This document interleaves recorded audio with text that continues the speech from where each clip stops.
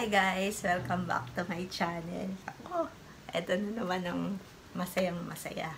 Kamusta naman kayo? Malapit na tayo sa festive season ng December at pasensya na kung ngayon lang ako nakapag-vlog uli. At medyo hindi ko alam kung anong sasabihin ko, pero matagal-tagal na napakarami kong naka-clips na ine-edit at napakahirap nang wala ng memory na kinakailangan ko pang mag-delete na mag-delete. Minsan mas nakakadagdag pa sa tasking at ang hirap din mamili ng kung ano yung i-delete dahil kung kaparehas ko kayo ng hoarder sa mga photos at videos, ang hirap mamili, di ba? Anyway, bear with me. Unti-unti naman, kung dito nyo lang ako sa YouTube follow nyo din ako dun sa iba kong social media na Facebook, kasi mas updated ako ngayon dun sa Facebook, kahit snippets lang.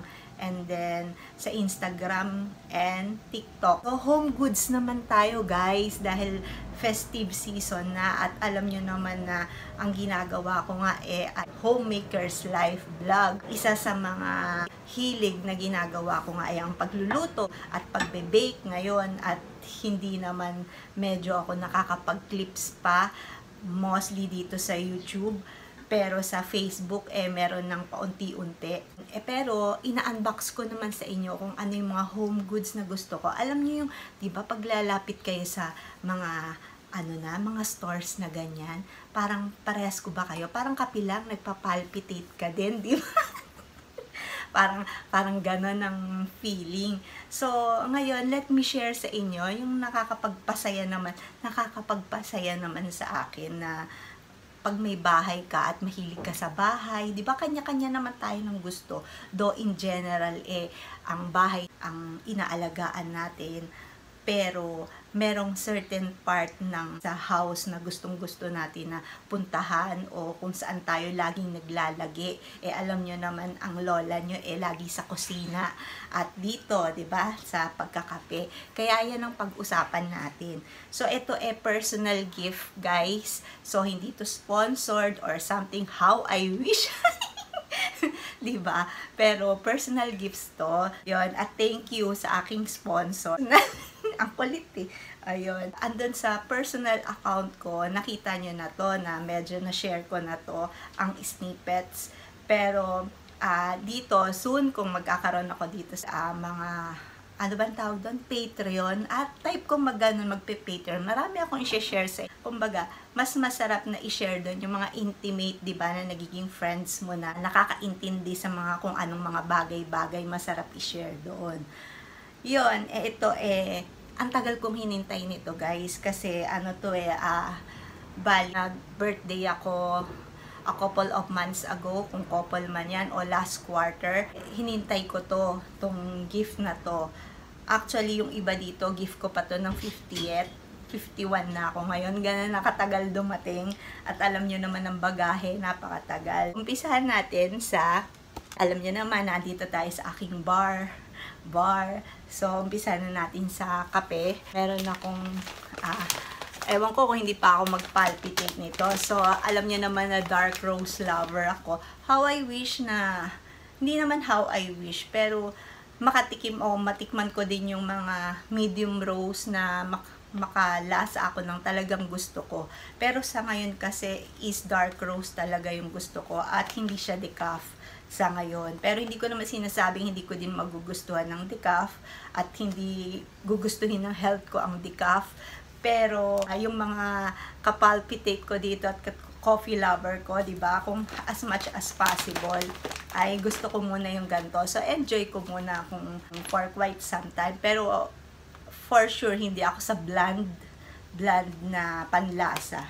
So, this one is French roast. Nako, ang saya-saya ko na makakuha ko ng ganito dahil matagal na naman. So, dark roast siya, rich, smooth, and deep. So, itong French roast sa dark, kung tama ang alaala ko, ito yung medyo hindi ko siya ganun katinding gusto kasi sobrang pait niya na. Ang pinakamapait sa akin na roast is Italian roast na yun talaga yung gusto ko. Pero siya, okay naman.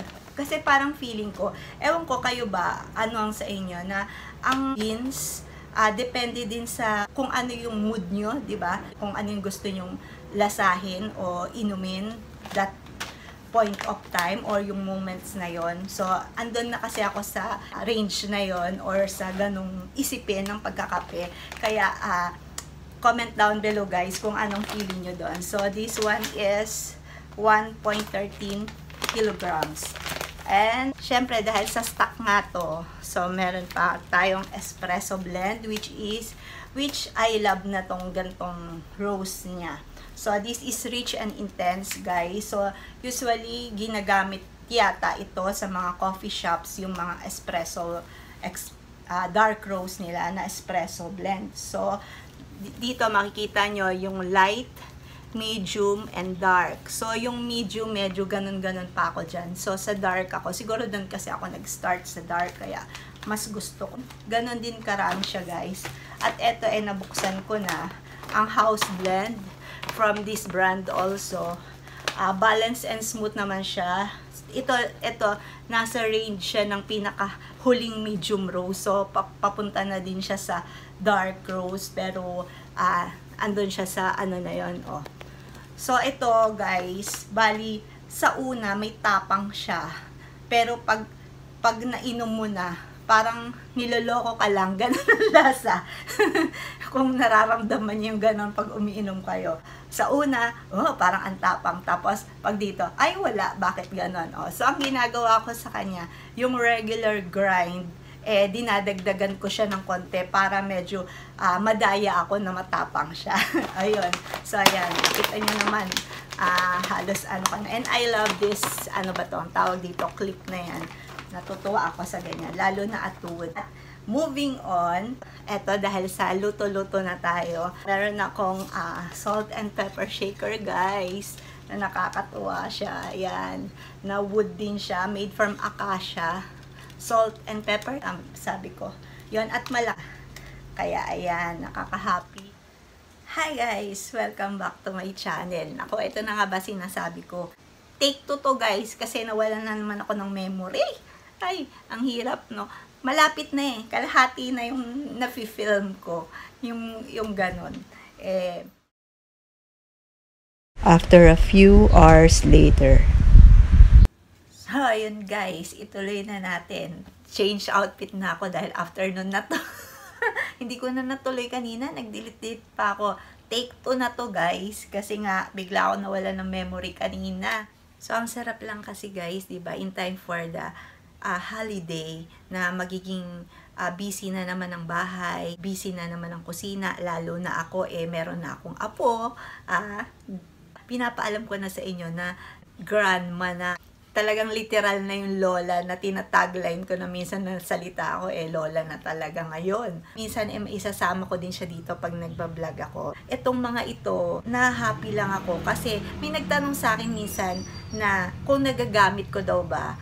Yes, nagagamit ko lahat yung mga, kung ano in-unbox ko sa inyo, ng mga pots and pans ko. Nagagamit ko kung depende sa kung anong okasyon o kung gaano karami yung niluluto ko. Kaya ito, masayang-masaya ako dito guys kasi in time na mag-holiday, December and January, yan kasi yung mga season namin ng mga events and celebrations, holiday, ganyan. Kaya nakaka-happy lang na nadagdagan siya. Kayo ba? Meron ba kayo yung nakastock lang o hindi nyo ginagamit? So ako talaga, meron yung mga bagay na pero halos lahat ginagamit ko. So anyway, eto na, mag-start na tayo. Andun tayo sa salt and pepper shaker. Ang ganda naman, di ba guys, na pag habang nagluluto ka, ay pag ganyan-ganyan ka lang, di ba? Parang hindi maganda yung hair ko. Ayusin naman natin. So, yun. Ginagamit ko guys is yung Himalayan na pink salt at saka yung Celtic salt. Pwedeng ilagay natin dito. Parang very occasional lang ang paggamit ko sa food ng salt, guys. Sandali, painitin ba natin? Kasi kanina, ang sarap-sarap na ng kwento ko kanina tapos biglang nawalan. So, bibilisan ko na rin kasi baka mamaya hindi na naman umabot. Nakikita nyo dito sa aking homemaker's life vlog ang tungkol sa bahay or sa kung ano yung ginagawa ko dahil kailangan talagang karirin guys. At ang hilig ko naman talaga is magluto, tapos ngayon nagbe-bake din ako. Kung nakita niyo yung previous na gift of dreams ko, yan.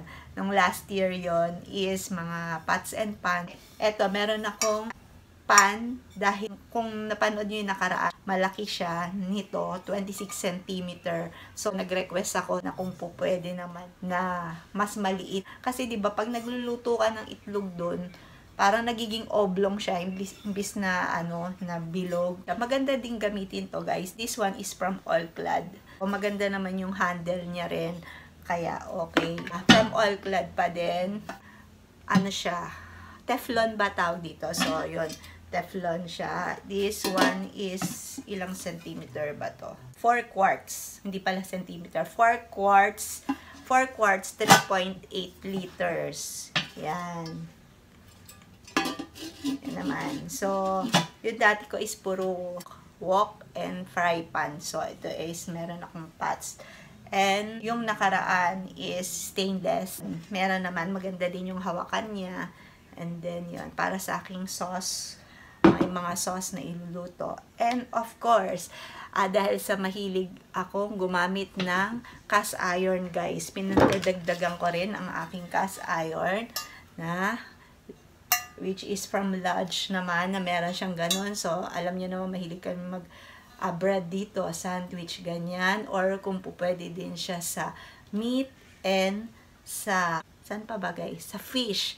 Para may grill effect naman na ganun-ganun siya. Ayun. Parang pag nag-workout ka din, ganun. So, ayun. Happy. Nakaka-happy lang. Guys, diba? Pag pag kung saan yung hilig nyo, tapos meron kayong ganun. Sinamahan na rin ng ladle na silicone ba tawag dito? Silicone, and then eto din para naman may katerno at hindi masisira. Dagdag lang to actually, pero mas malaki yung size niya. So this two is from All-Clad din. Ano ba tawag dito? Sanse, di ba? Sa English ba anong sanse? Turner. Tapos ladle. Maganda lang siya, dual yung spout niya. Yan, ganon. And parang ang galing nga ng itsura niya kasi parang may bend na ganon. So anyway, naaliw lang ako. And of course, dahil sa bake, actually sa anak ko talaga, dahil siya mahilig mag-bake. Ako basta sa pagkain naman ako nagbe-bake. Pero pastries and breads, kasi talaga ang laki ng aking budget para dyan for a month. Kaya gusto ko naman sa bahay din mag-bake. And then, kumbaga, fair price pag doon nagpapabili. So, this one is baking pan ba to? Tawag dito. So, dalawa siya. In time para sa festive season or holiday ang kanyang color. Maganda. So, at makapal siya. So, magagamit ko din siya pag mag-cookies. Pero hindi ako nagko-cookies. Yung anak ko nagko-cookies. Basta bread. Gusto ko cinnamon roll. Tapos mga breads, loaf, ganyan. Sardo, pandesal. Para matuloy na ang ating Angie's Cafeteria. Ganon. So, yun lang guys. At eto pa pala. Mutan ko kaninang sabihin guys. O, ayan. Sa aking coffee din. Maganda sana kanina napasama to, diba? So, ayan ang aking muka. Para din naman siya doon sa Keurig na eto. Para sa capsules. So, Starbucks collection ng, syempre ang blend dyan. So, suluhin ng aking mga anak. Pero, blend and medium. Sa akin yung Verona. Happy. Nabuksan na namin to actually, napag-siestahan na namin ng aking mga anak. So, yung mga ganyan. Mga pads. Nakaka-happy talaga na meron. Parang na to advance Christmas gift, ganon. Pang pa-birthday talaga. Pero syempre, natanggap mo ng ganito, parang nakikita mo siya visual nung birthday mo, tapos natatanggap mo ngayon ng ganito, parang holiday feels na, kaya ang saya-saya lang. Kung mahilig kayo sa kitchen katulad ko, ano naman ang mga gustong-gusto nyong ini-invest sa kitchen nyo? Kwentuhan nyo ako. Kung meron man kayong vlog din, ilagay nyo siya sa baba para pivisit ko kayo at titingnan ko naman. Alam mo, happy din akong tumingin ng mga nakakaka-happy tumingin ng mga ganyan, 'di ba? Kaya share lang, ganon. Parang positivity lang at saka pag-good feels lang. Dahil medyo minsan complicated na at overwhelming na may mga araw na ganon. Pagaanin na lang natin para masaya ang buhay, 'di ba? Tapos guys, meron akong special talaga na unboxing. Pero I think ang unboxing kong yon is gagawin ko sa Facebook o sa TikTok. Pero i-insert ko yun dito guys. Pero kung gusto nyo makita yung pinaka-unboxing doon, kasi parang iyon yung aking ultimate na gift na na-receive talaga for my 50th yun actually. Ano yun ha? Clue yun ng aking i-unbox guys. At yak yung mga homemakers dito, yung mga mommies na mahilig sa kusina, matutuwa kayo dun guys. Yan, next. Yan. So, yun lang guys. Thank you for watching. You can find me on Instagram at Audrina Julia, sa TikTok, Window of Happiness, sa page sa Facebook, Window of Happiness. So, medyo mas lagi ako dun ngayon. At dito, subscribe kayo guys kung gusto nyo naman na mas mahahaba na kwentuhan. Yan. Beauty and lifestyle vlog to. Thank you guys. At sabihan nyo ako kung ano din ang mga gusto nyo pang makita, kung na-enjoy nyo yung mga ganito, ha? Okay. Bye guys. Till next time. Bye.